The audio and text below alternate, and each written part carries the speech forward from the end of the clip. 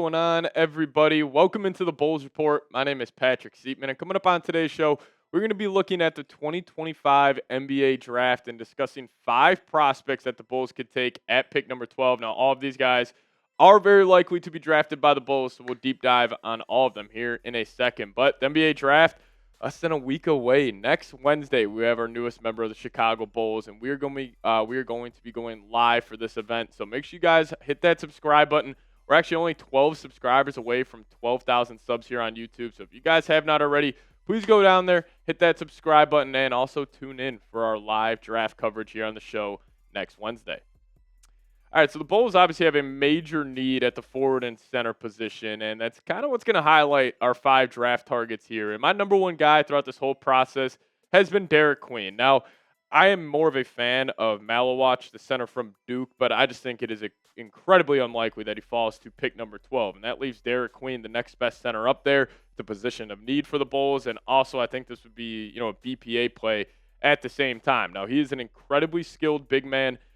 He's got great touch, just a great feel for the game. And this past season at Maryland as a freshman, he was pretty dominant. I mean, playing over 30 minutes a game, almost averaging a 17-point triple-double. Now, the playmaking ability for him, you see he's only averaging 1.9 assists. I could see him being a 3, 4, 5 assist per game guy once he hits his peak in his NBA career. And here were his measurables at the Combine. He was 6'9" without shoes, 247 pounds, so a bigger body. He did have a standing reach of 9 feet 1 inches and a wingspan of 7 foot. But the one concern about him has been just his natural athletic ability. And he only had a vertical jump of 28 inches. But again, when you turn on the tape, he still feels athletic out there. Now, obviously, he didn't test well, but I'm really not too concerned about that. And, my scouting report for him, he has a very physical offensive game. Like, if he does get a guard on him in the low block, he would just turn that corner, drop his hip on him, and he'll go up and finish over the top. And I do think he can play kind of that Alperen Şengün, Nikola Jokic, top of the key style big man where you can run just handoff actions with him, have him create maybe 4-on-3. He's an elite passer. Also, I love his decision making, and also I love his touch around the rim. He can get to that push shot, kind of. If you guys have seen Isaiah Hartenstein, like he has mastered that shot. Derrick Queen has that as well. Not to the level of Hartenstein, but that could be something he develops throughout his career. And he does have limitations as a rim protector. Like, obviously, he's not a vertical athlete. He's not going to be going and meeting guys above the rim. But he does move his feet somewhat well. But I have noticed the archetype of guard that he does struggle against is like the, De'Aaron Fox, like Russell Westbrook, or like a prime D Rose, for example. Like those really fast, hyper-athletic guards blow by him a whole lot. But when he does kind of get on wings, he moves his feet somewhat well, but this guy, his calling card is the offensive side of the floor. He hopefully would be a guy that averages like 18, 10, and 5 at the peak of his powers in the NBA, and I think he would be a good option for the Bulls at pick number 12. But also another guy I am a massive, massive fan of, and he just plays the game the right way, and that's Carter Bryant, forward from Arizona. I will say this with Carter Bryant, obviously the raw numbers aren't going to blow you away, and I don't want to compare him to, Patrick Williams coming out because we obviously know how that ended up turning out. But he is very similar, where he was in a limited role at Arizona, but you also see the flashes in certain spots. And, I think he would just project as the prototypical high-end 3-and-D role player. Like, this isn't a guy you're drafting where you're saying, oh, he could be a second or third option on a championship team. He's more of a 4th, 5th option, but also his floor, in my opinion, is extremely high. Now, obviously, the production at Arizona wouldn't back that up, but I'm going to trust in him, just his jump shot. He gets the same release point at the same time.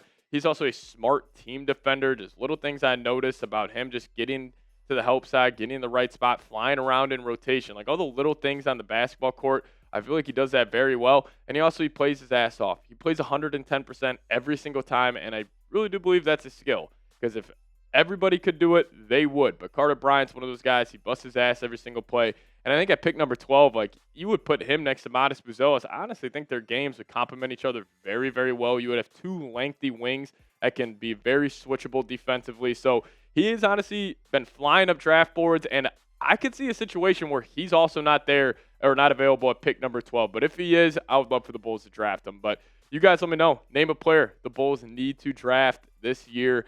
We'll give you guys 3 more names here in a second, but as it stands right now, who do you guys want the Bulls to draft? So it's Derrick Queen, Malawach, Yakachonis, like any of these guys, please drop a prospect's name down below in the comment section. Now we're going to stick with the center position here. And, I've been back and forth on Thomas Sorber. Like, when this pre-draft process started, I started looking at him. I wasn't the biggest fan of him, and then I really started to fall in love with him, and then I kind of flip-flopped back, and I was like, maybe I don't really see it. But as it stands right now, I think Thomas Sorber is going to be a very good pro in the NBA. Now, does he have tremendous upside? Not, necessarily, but I do think his floor is incredibly high. He's also a very intelligent player, which is something I noticed. Like, he just makes the right reads, especially defensively. Like, he can switch on the guards and guard pretty damn well. And I'll say this, if Derrick Queen and Malwatch are off the board, I still think Sorber would be a great pick. Now, people would be probably saying when the Bulls draft him, they're reaching on him at pick number 12. And, technically they are, but that's also a huge position of need for the Chicago Bulls because there is no answer after Nikola Vucevic at the center spot. And also, there's going to be not really a whole lot of centers, next year in free agency. And, you could always trade for one, but also if you would just take a chance on a guy like Sorber and he ends up working out, that could be your center of the future for hopefully 10 years. He's a defensive-minded center. Now, is he like a lob threat, like a Clint Capella, Mitchell Robinson type player? Not necessarily. He's not a crazy vertical athlete, but he does use his body extremely well. He's a physical player. You feel him out there. I mean, you guys can kind of see his frame right here. Like, he's got big arms. He's also got massive, massive legs. He can clear space, a great rebounder. I think he'd be a guy that would just walk into the NBA, be a 12 and 10 guy. So Sorber, I'd be a fan of him, but this has been the sleeper of the NBA draft. And Cedric Coward. Now, he had a chance to go play at Duke. He obviously decided to stay in the NBA draft, and he is a very, very high upside prospect. Now, do I think he would ever be a second or third option on a championship team? No, not necessarily, but I think he would be a high-end, fourth, fifth option. He's a great three-point shooter.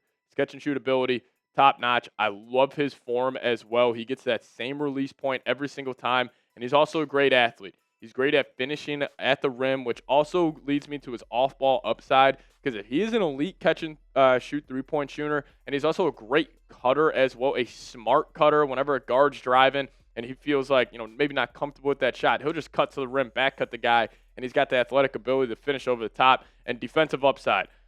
A little comparison for Bulls fans here. He's like a juiced-up Javonte Green, where he just plays with that psychopath mentality where he's flying around. Like, maybe he could be like a guy like Alex Caruso, honestly. Now, I don't know if he has that much of a defensive upside where he'd be a top 5 defender in the world, but he has the athletic ability and the just mental side of the game to do that. And he's also just got great length, man. He's a long player, 6'6", has about a 7-foot wingspan. But if the Bulls do end up trading Kobe White, I will say Cedric Coward is a perfect guard next to Josh Giddey. Now, he's kind of like a juiced-up Ayo Dosunmu as well. I think if you would have both those guys be able to rotate in next to Josh Giddey, because I do think you need a defensive-minded guard next to Josh Giddey, because Kobe White, he's a tremendous offensive player. He's a 3-level scorer. He could be a 20-point-a-game guy for the rest of his life. But is that the ideal archetype of guard you want next to Giddey? Not necessarily, but a guy like Cowherd, Ayo, those more defensive-minded guys, they 100% are. And lastly here, we're going to go Liam McNeely. The reason I put him on this list is I have a weird feeling the Bulls are going to be seriously considering him. This guy's a dead-eye shooter. Kind of reminds me of Corey Kispert a little bit. And, my thoughts on McNeely, I would not be thrilled about the Bulls drafting him, but him and Buzelis would be an interesting combo because I think Buzelis' calling card will be the defensive side of the floor. Like, when he's at the peak of his powers, we're going to be probably talking about him as one of the best wing defenders in the league. And then if you want to take, like, the positive view of Liam McNeely, you would have that big body forward who can stretch the floor a little bit. He does have a want defensively, which I love. Like, he fights his ass off, and I wonder if that's just, Dan Hurley effect playing at UConn. Like, you're going to have to be able to guard. But, this is a guy, he's very, limited in his game. I wish he had more off-the-bounce ability, but in terms of just a catch-and-shoot three-point shooter, he also moves very well without the ball. Like, he will find open pockets in the defense for just an easy catch-out. So he's an intelligent shooter as well. But I just have a feeling the Bulls may be looking at McNeely and Buzelis as two guys that they could maybe build around with Josh Giddey. Now, defensively, I still have question marks about him. But, we'll have to wait and see. Maybe you could just develop into that. But if you guys made it to the end of today's show, give me a C red down below in the comments section so I can know where all the real ones are at. And also hit that subscribe button today. See you guys next time. As always, go Bulls.